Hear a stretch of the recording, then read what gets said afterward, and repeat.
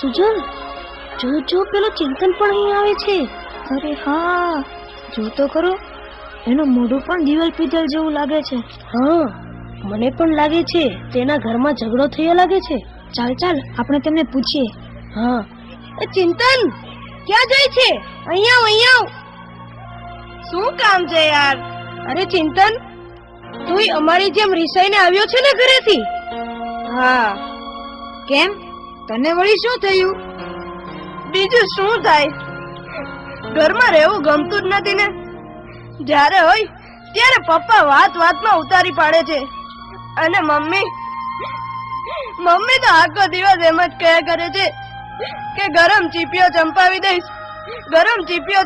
દઈશ. એક વેલણ પડી જશે એવી ધમકીઓ જ આપ્યા કરે છે. જોયું સુજલ, જોયું ને? હું નહોતો કેતો? બધા મમ્મી પપ્પા ભગવાને આવા જ બનાવ્યા છે.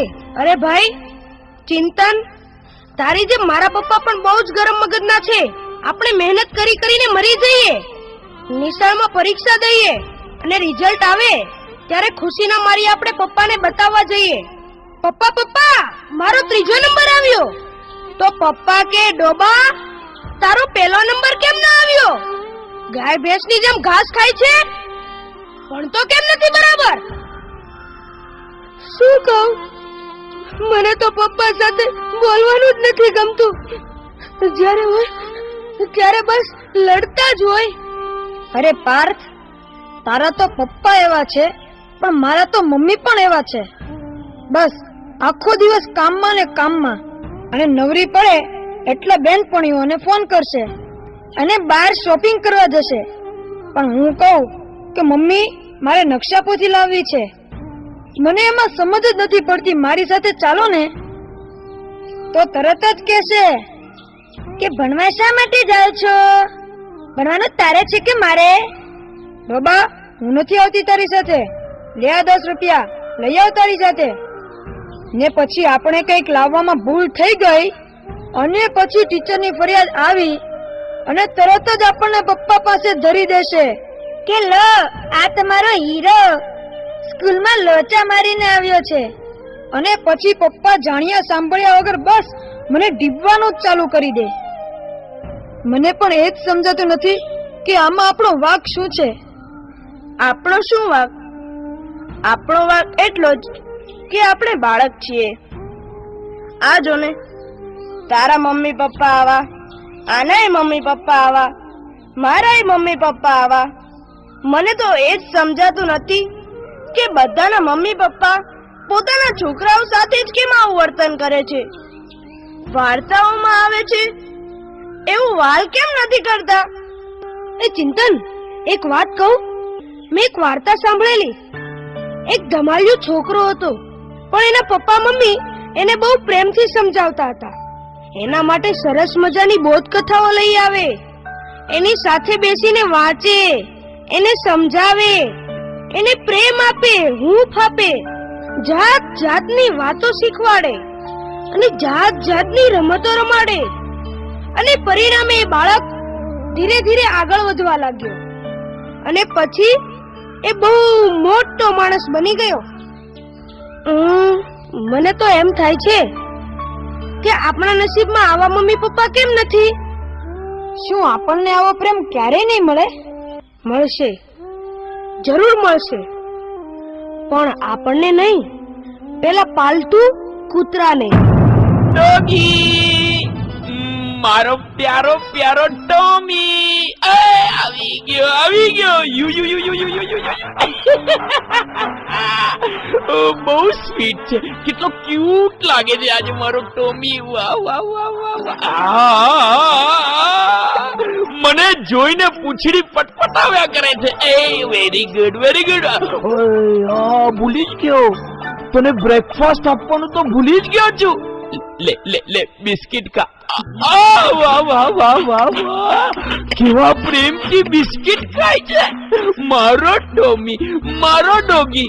You you you you you you, કેવો મસ્તીથી પૂંછડી પટપટાવે છે. આ વાહ વાહ વાહ વાહ, મને એમ લાગે છે કે તને પૂંછડી પટપટાવતા જોઈને હું પણ પટપટાવું. એટલે પૂંછડી નહીં, મારે ક્યાં પૂંછડી છે. મારો ડોગી, મારો સ્વીટુ. બહુ સાચું કીધું હો તે. આ જોને જોને, કૂતરાને રમાડે, જમાડે, નવરાવે, ફરવા લઈ જાય, પણ દીકરાને ખખડાવી નાખે, મારે, ધમકાવે. અલા છોકરાઓ, શું કરો છો? શું કરો છો? આટા ફેરાને આશીર્વાદ, બરાબર ને? નાના રખડવા સિવાય કઈ ધંધો છે તમારે? પપ્પા, આ કૂતરાઓ તમને બહુ ગમે છે નહીં? અરે હા, તે ગમે જ ને, પણ તને શું થાય છે એમાં? પણ મને તો એમ થાય છે કે આ કૂતરાઓની ગળચી દબાવી દઉં. કેમ કેમ કેમ? કારણ કે અમારા કરતા તો કૂતરાઓ નસીબદાર છે. તમારા કરતા કૂતરા નસીબદાર એ વાળી કેવી રીતે? તો શું કહું બીજું, મને નથી મળતો એટલો તમારો પ્રેમ આ કૂતરાઓને મળે છે.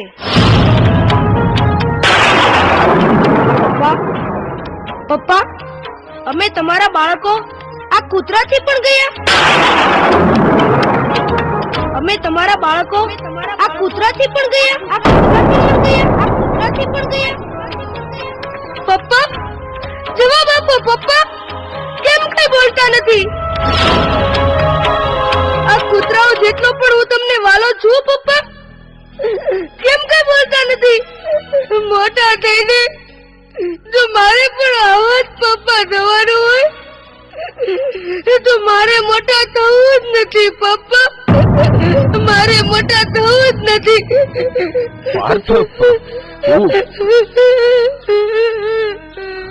કેમ સનતભાઈ, હૈયામાં વાવાઝોડું કેમ ફૂંકાવા લાગ્યું? તમે કોણ? હું છું તમારી આજને આવતીકાલ સાથે જોડતો સેતુ. મને જવાબ આપો સનતભાઈ, તમારું બાળક રખડપટ્ટીને રવાડે કેમ ચડી ગયું છે અને તમારા જ ઘરમાં રહેતા અબોલ પશુ પર ગુસ્સો કેમ ચડે છે? મને તો કાંઈ સમજાતું નથી.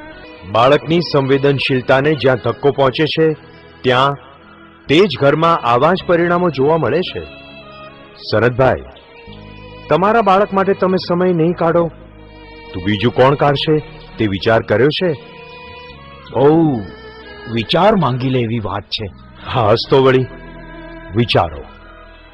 પાર્થ કૂતરાને ઘરમાંથી હાંકી કાઢવાની વાત કરે છે. શા માટે? બાળકને મન માતા પિતા જ એનું વિશ્વ છે, સર્વસ્વ છે. જ્યારે એનું પોતાનું સર્વસ્વ છીનવાઈ જતું લાગે ત્યારે એનું મન બગાવત પોકારે છે. આજે તમારા ને બાળક વચ્ચે જે નાની ગેપ પડી છે ને, તે આગળ જતા ભારે ખમ ગેપ બની જશે. પછી એ માતા પિતાની એક કે વાત નહીં માને, નહીં સમજે. એવું ક્યારેય નહીં બની શકે. પણ આ જ એક વરવું સત્ય છે કે જો બાળક માતા પિતાને ધિક્કારતો થઈ જશે તો કુમાર્ગે, કુસંગના છંદે ચડી જશે. કુટુંબથી છૂટો પડીને એકલવાયો થઈને દુનિયાની અંધારી ગર્તામાં ધકેલાઈ જશે અને અજાણતામાં માતા પિતા સ્વયં એ પાપના ભાગીદાર બની જશે. બસ બસ, બંધ કરો તમારી વાત. તો પછી પ્રતિજ્ઞા લો કે અમે બાળકને સમય આપીશું, પ્રોત્સાહન આપીશું, એની ઉપેક્ષા નહીં કરીએ, પણ એના અસ્તિત્વને પળે પળે વધાવીશું. એના માટે તો હું આજથી જ પ્રતિજ્ઞાબદ્ધ થાઉં છું. તો તમારું ભવિષ્ય ઉજ્જવળ જ બનશે, કારણ કે તમારી આજ સુધારે આવતીકાલ.